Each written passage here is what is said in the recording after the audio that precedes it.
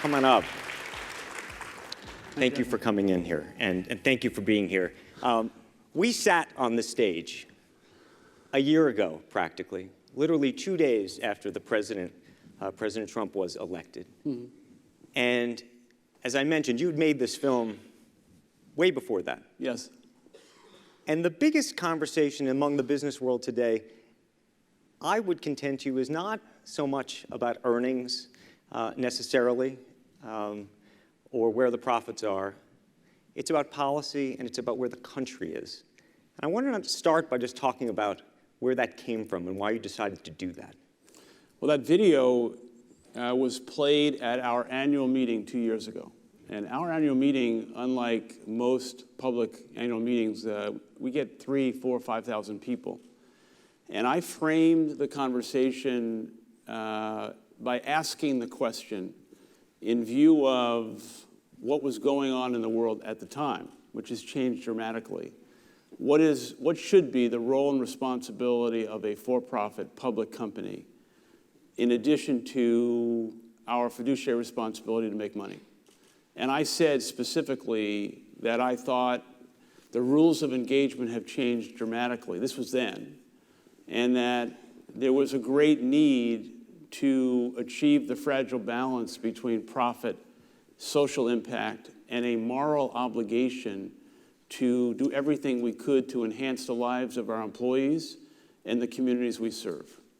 And as you know, we have since been engaged in a number of unorthodox, somewhat unparalleled initiatives because of what we feel our responsibility is as a public company. Okay, so here's the big question, though, which is everybody's talking about politics behind the scenes. Some are talking about it in front of the scene.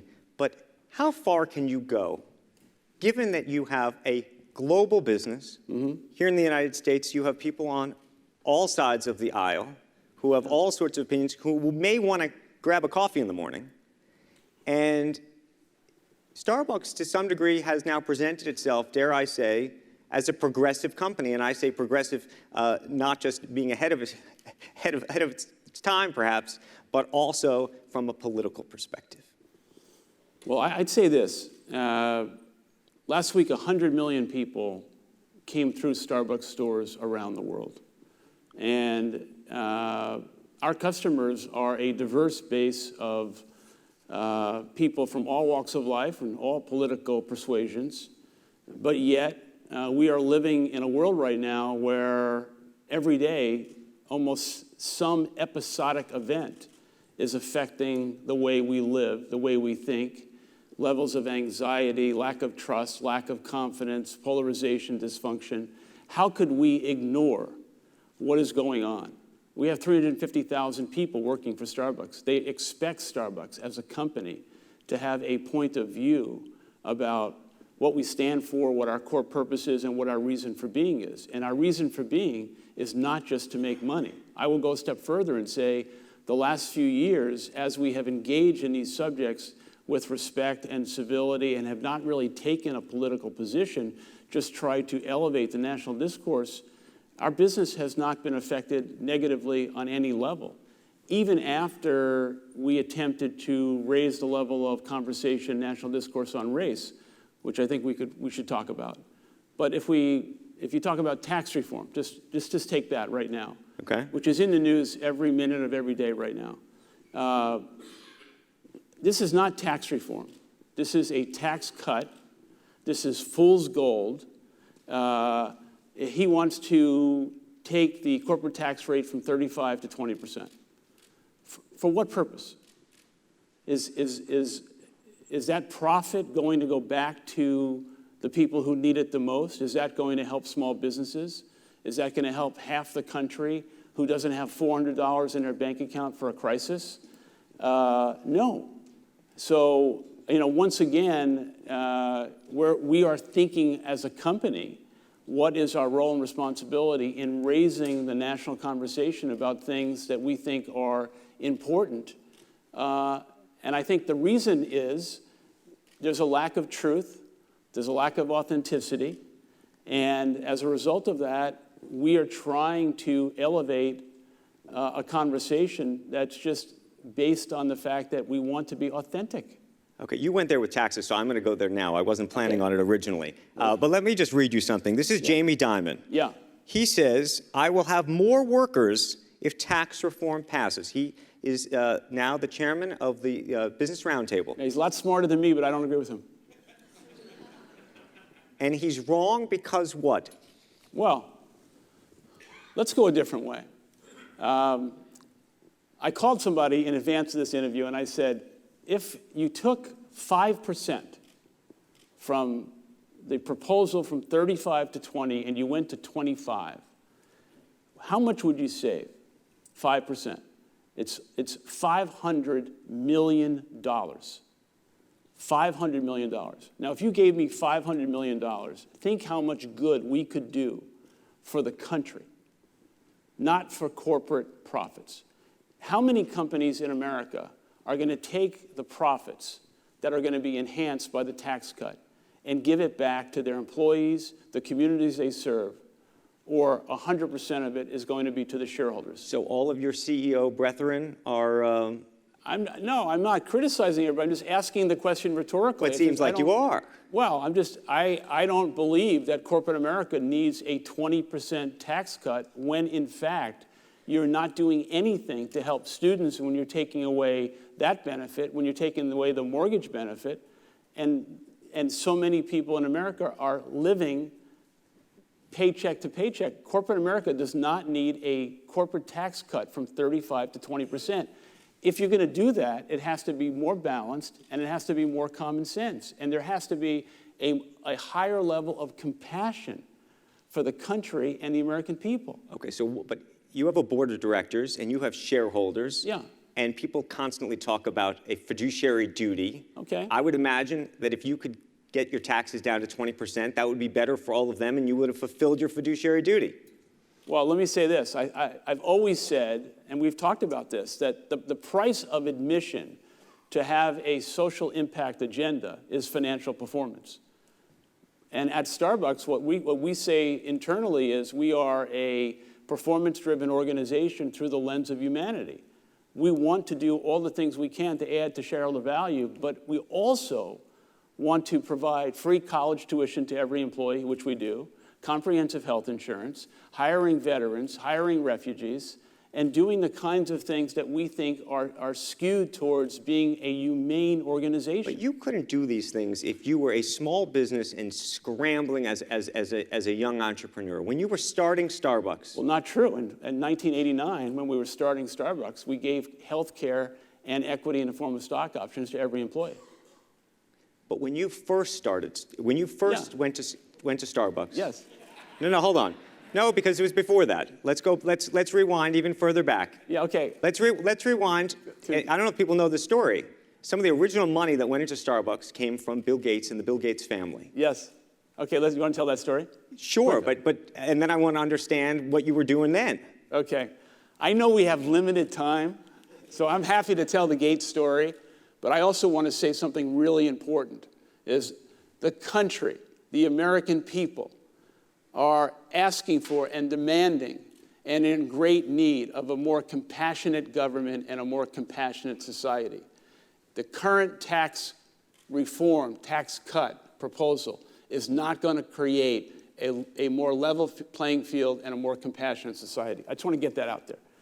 With regard to Bill Gates Sr., yes, when we were trying to acquire the assets of Starbucks for $3.8 million in 1987, someone came behind me and tried to steal the opportunity. And he was one of the titans of Seattle. I was a kid, and I was being outmaneuvered, and someone said, you got to go see this attorney in town. I'd never heard his name. It was Bill Gates Sr., 6'7". He was the prime of his life. He was the man. He was the attorney in Seattle. I went to see him. I told him the story.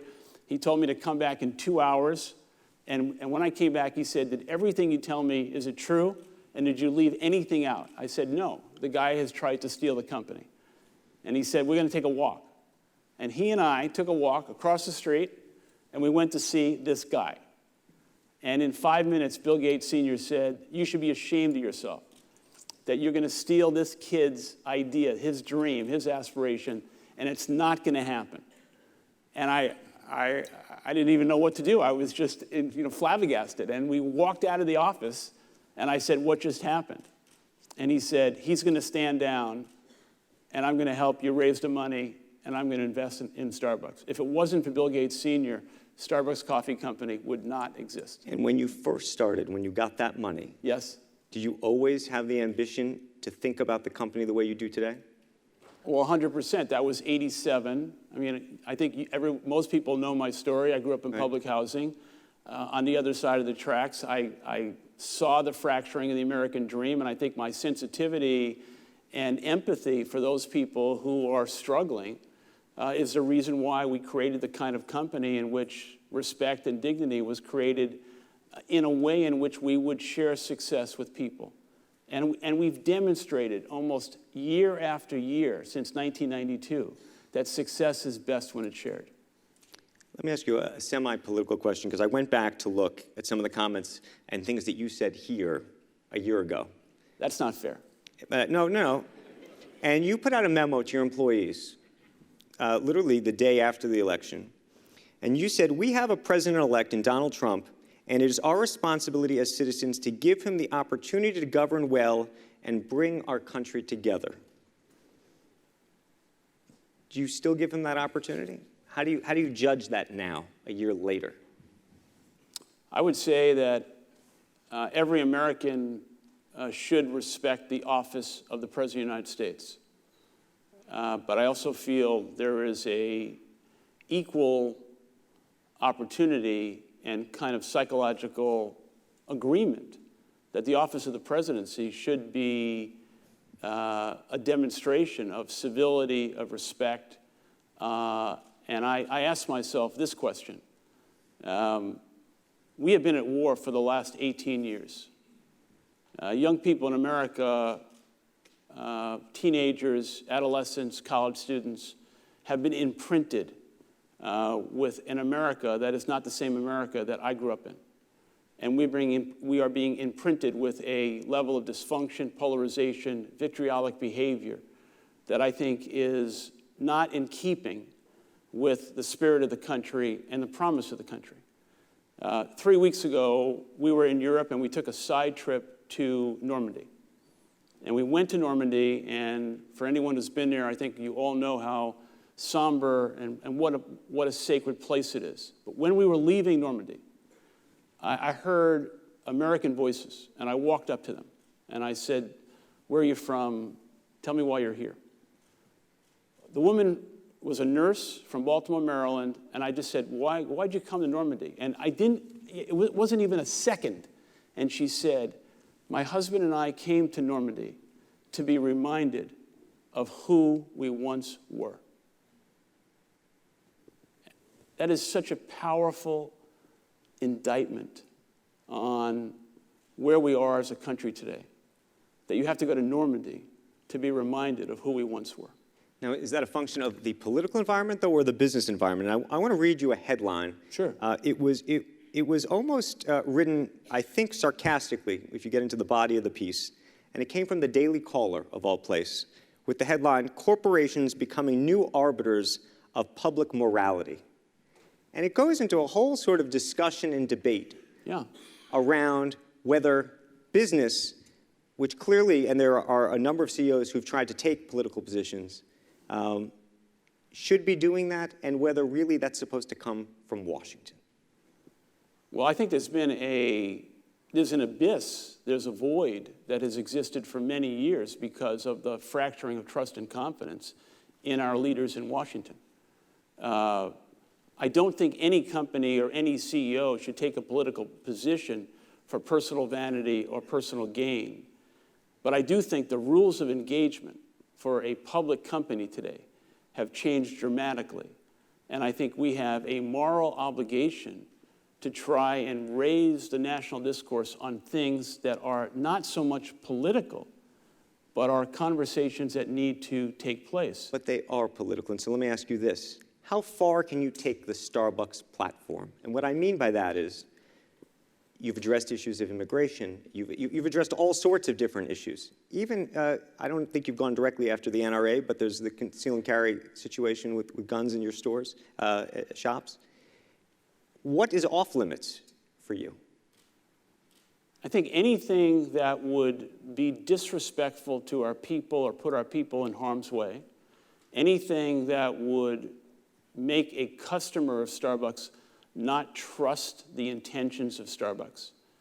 And I think, this is not a Howard Shultz decision. This is a management and leadership decision, and this is a board of directors decision where we are discussing these things at great length. You're going to have Melody Hobson on in a minute, who's been on our board for almost 15 years. When we talked about race and getting into the race conversation, you can imagine how emotional that conversation was and how difficult it was to make the decision to engage in a subject that we knew we would take a lot of heat on.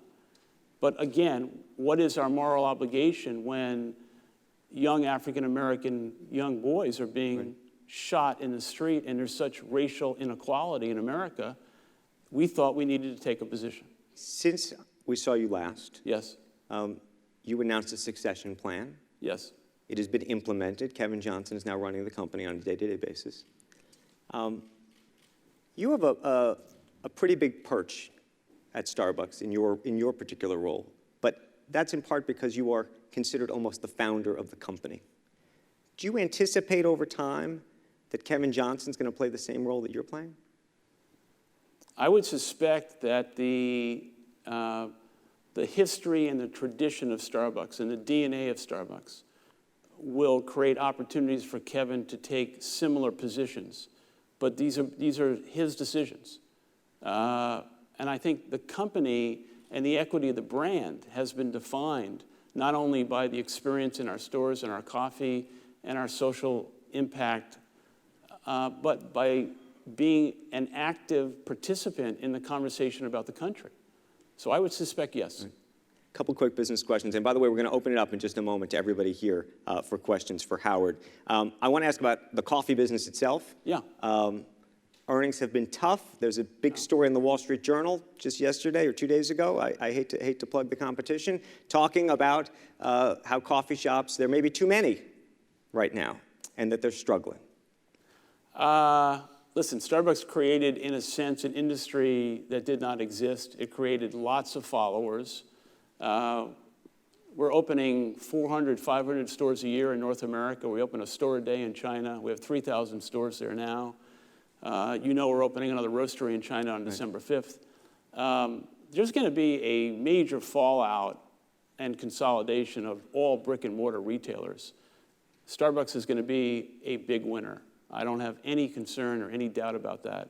And I think our best days are in front of us. So I'm bullish on the company, and over the long term, we're going to build a great, enduring company as we always have. If you were a kid again as an entrepreneur, would you start a coffee business? Right? Today? Today. And compete with Starbucks? Yeah.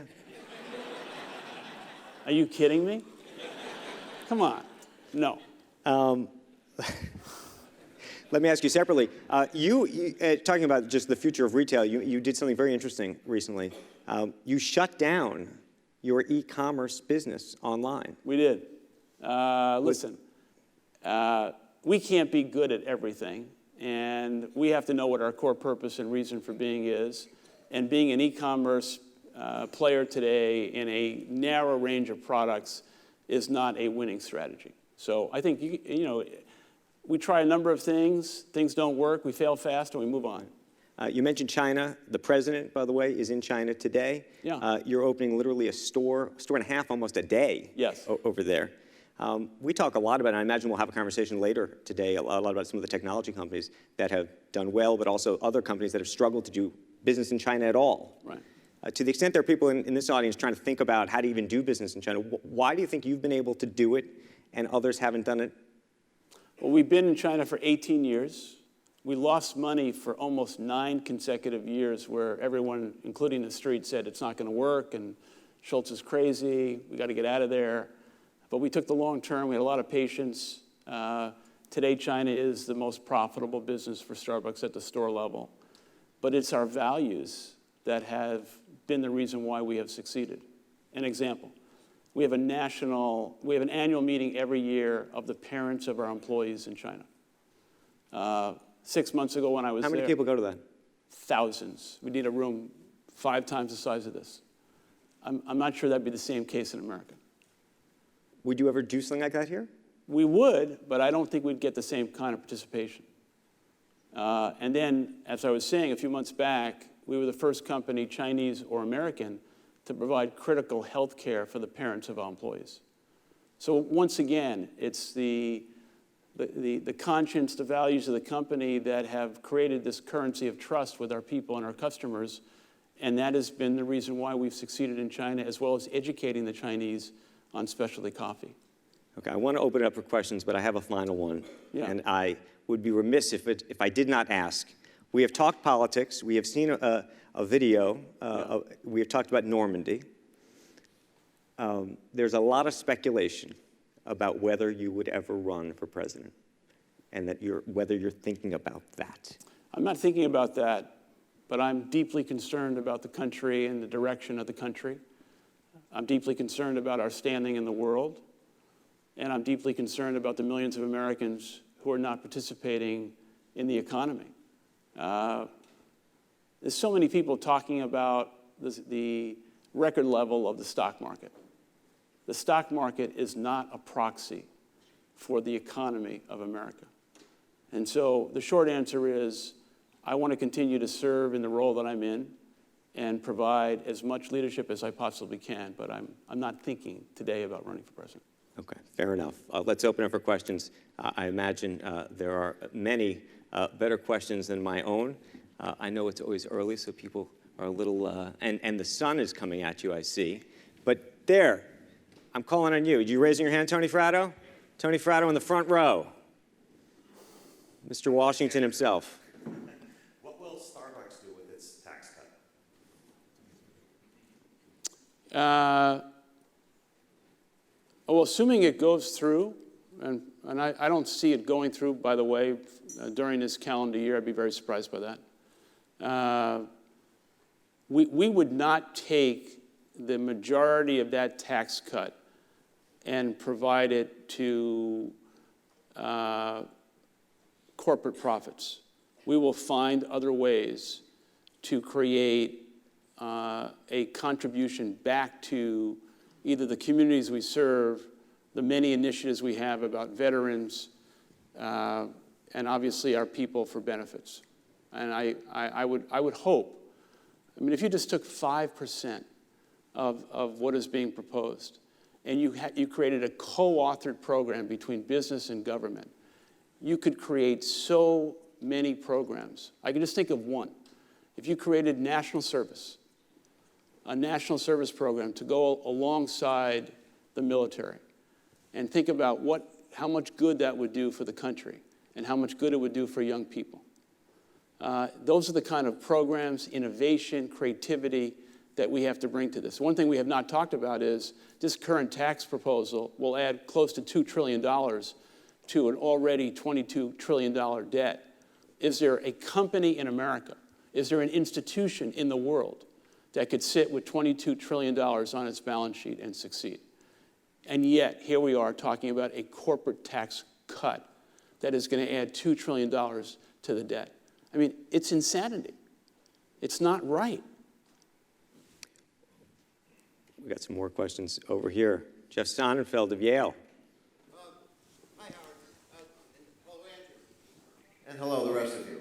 I was just wondering, Howard, when you look at your space and other headlines that Andrew was just about to allude to, looking at Ron Shaich with Panera vacuuming up his old creation, Au Bon Pain.